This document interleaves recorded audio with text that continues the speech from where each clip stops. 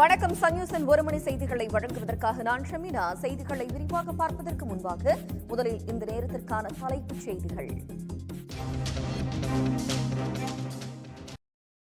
கடைமடை வரை தங்கு தடை இல்லாமல் மேட்டூர் அணை நீர் செல்லும் விதமாக பாசன ஆறுகள், வாய்க்கால்களை தூர்வார நிதி ஒதுக்கி பணிகளை தொடங்க உத்தரவிட்ட முதலமைச்சர் மு.க.ஸ்டாலினுக்கு விவசாயிகள் நன்றி தெரிவித்திருக்கிறார்கள். ஊழல் குற்றச்சாட்டுக்குள்ளாகியுள்ள சேலம் பெரியார் பல்கலைக்கழக பதிவாளர் தங்கவேலுவை சஸ்பெண்ட் செய்ய வலியுறுத்தி பல்கலைக்கழக வளாகத்தில் பல்கலைக்கழக ஆசிரியர்கள் மற்றும் தொழிலாளர்கள் சங்கத்தினர் முற்றுகை போராட்டம். தமிழ்நாடு மற்றும் புதுச்சேரியில் 12ஆம் வகுப்பு பொதுத் தேர்வு நாளை தொடங்குகிறது.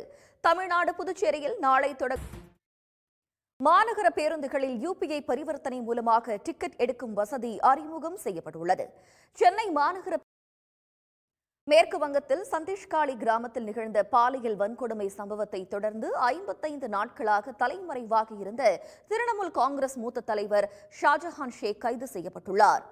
மேற்கு வங்கத்தில் கடந்த கூகுள் நிறுவனம் அறிமுகப்படுத்திய ஜெமினி என்ற செயற்கை நுண்ணறிவு செயலியில் வெளியான இன வேற்றுமையை ஊக்குவிக்கும் வகையிலான புகைப்படங்கள் உலகம் முழுவதும் சர்ச்சையை கிளப்பியுள்ளன.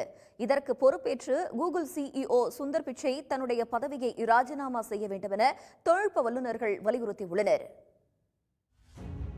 பல்லடம் பொதுக்கூட்டத்தில் பேசிய பிரதமர் நரேந்திர மோடி முன்னாள் முதலமைச்சர் ஜெயலலிதாவின் ஆட்சியை பெருமைப்படுத்தி பேசியுள்ள நிலையில், ஜெயலலிதா முதலமைச்சராக இருந்தபோது ஊழல் நடப்பதாக மோடி விமர்சித்த வீடியோ சமூக வலைதளங்களில் பரவி வருகிறது.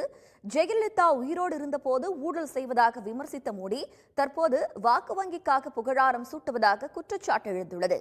இந்த நிலையில் 2016 சட்டமன்ற தேர்தலின் போது அதிமுக ஆட்சி பற்றி மோடி பேசியதையும் அவருடைய தற்போதைய பேச்சையும் இப்போது பார்க்கலாம்.